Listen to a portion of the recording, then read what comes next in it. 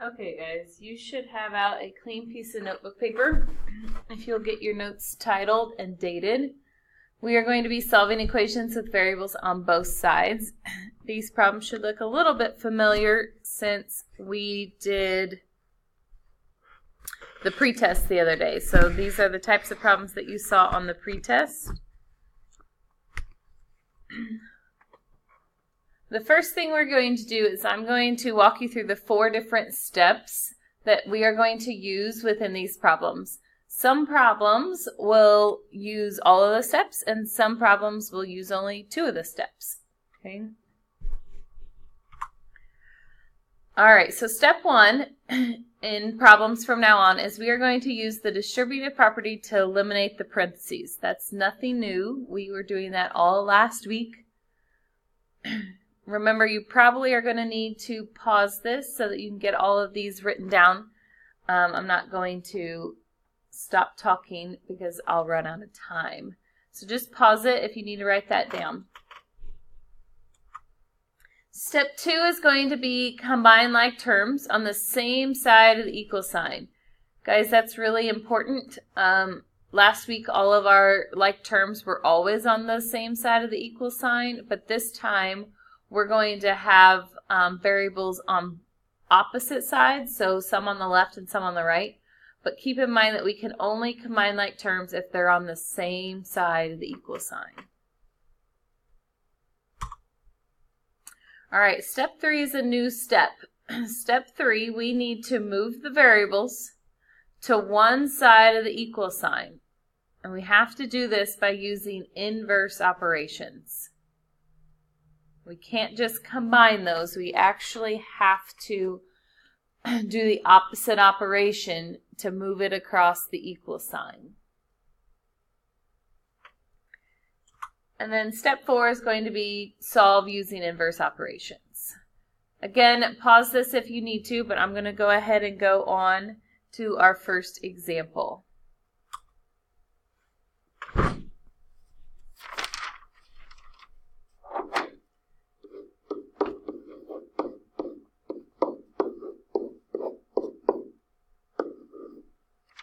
All right, so on our first example, we need to walk through each of those steps. So the first thing you should ask yourself is, does this have parentheses? And obviously it doesn't, so we don't have to use the distributive property. Then you should look to see if there's like terms that you can combine on the same side of the equal sign. So over here on the left, we have 1 plus 8x. We can't combine those. And over here we have 7x plus 5. We can't combine those because they don't have the same last name. So since there's nothing to combine on the same sides of the equal sign, we're going to move to step 3. So step 3 says that we need to move the variables to the same side using inverse operations. So on the left we have 8x and on the right we have 7x. We can't just put those together and call it 15x. That's not what we do this time, okay? Because they're on opposite sides, we actually have to physically move the whole group of x's. So over here on the right, we have a group of 7x, positive 7x. Since I have to cross the equal sign, I have to do the opposite, which is subtract 7x, so that we get those to cancel out. 7x minus 7x gets us 0x, so they are gone. And what we do to one side, we have to do to the other. It keeps our equation in balance. Notice I wrote down the minus 7x underneath the 8x because I'm going to combine the 7x with the 8x. I don't want to write it underneath the 1 because then you're going to combine it incorrectly. So I still have this 1. And then 8 minus 7x is a positive 1x. And then over here I still have a positive 5. So our next step, step 4, said to solve using inverse operations. Guys, this is a 2-step problem now. We should all be able to solve our 2-step problems. We're going to move the number, not with the variable, so we're going to move this one over here. Since it's a positive 1, we're going to subtract it.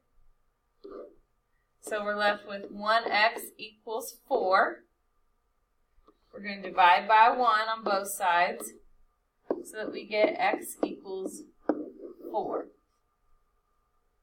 So x is the value that if we plugged it in on the left-hand side right here, and if we plugged it in on the right-hand side right here, our equation's going to be balanced out. Okay? They will equal each other. At any point, if you need to pause it, rewind it, go back and listen to me say it again. Remember, you're going to have a couple problems at the end to do on your own and get checked before you can go on to the worksheet.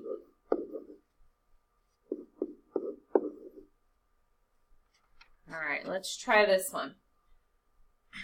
So again, this one doesn't have any parentheses, so we're skipping step 1. I need to look to see if there's like terms on the same sides. I have 6n plus 8. Those are not like terms. And I have 2n plus 16. Those are not like terms. So I am ready to move the variables to the same side. Guys, you can move whichever group of variables. You could move the 6n, or you can move the 2n. It doesn't actually matter. We will all end up with the same answers no matter what. But I'm going to go ahead and move the 2n. Since it's a positive 2n, I'm going to subtract it. So 6n minus 2n is a positive 4n plus 8 equals 16. Now it's a two-step equation. I subtract the 8. I'm left with 4n equals 8. Divide by 4. I get n equals 2.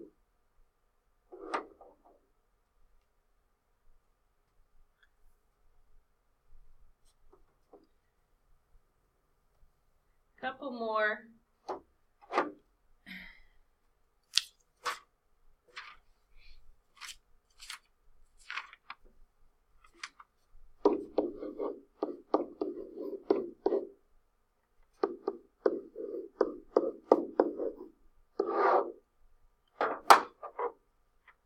Alright, so you'll get really quick at seeing that there's no parentheses, there's nothing to combine on these, so we're going to move variables to the same side of the equal sign. I'm going to choose to move the 3x this time. It's a positive 3x, so to get that to cancel, I need to subtract it to the other side. Watch out here, this is a negative 8. Make sure you bring down the negative sign.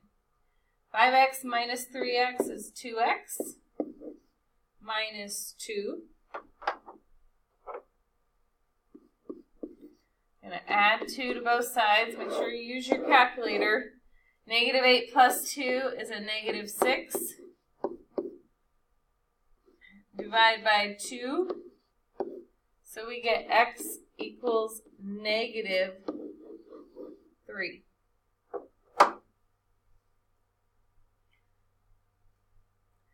Guys, on this next one, I want you to pause the video and try and work it out on your own before seeing what I say is the final answer. That way you'll kind of know whether or not you're getting the hang of this.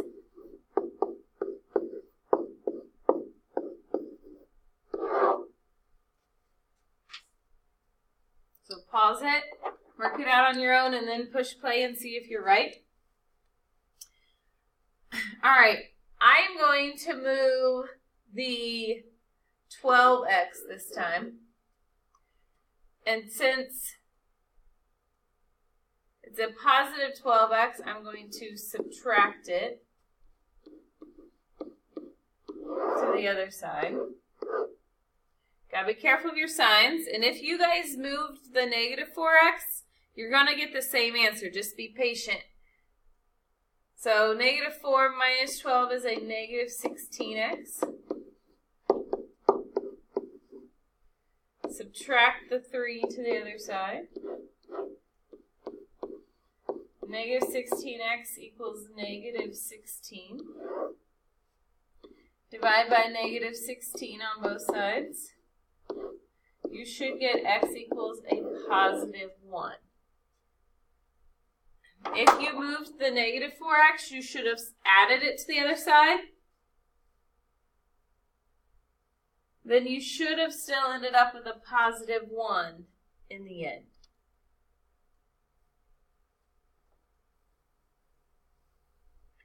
All right, I'm going to give you one last one. This one's going to be a decimal problem. Remember, just because it's a decimal does not change the process. Again, I want you to pause the video because one of the problems that you're going to have to complete on your own and get checked is going to end up being a decimal problem. So pause your video and see if you can do this correctly on your own.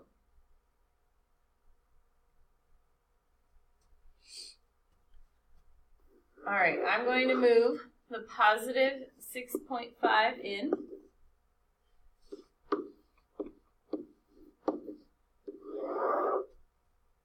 So I get 0.1 in.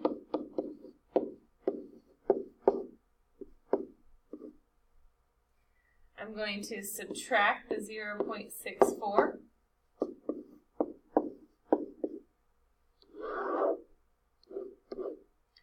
I get 0.1 in equals 0.36. Divide by 0.1 on both sides. And I get n equals 3.6.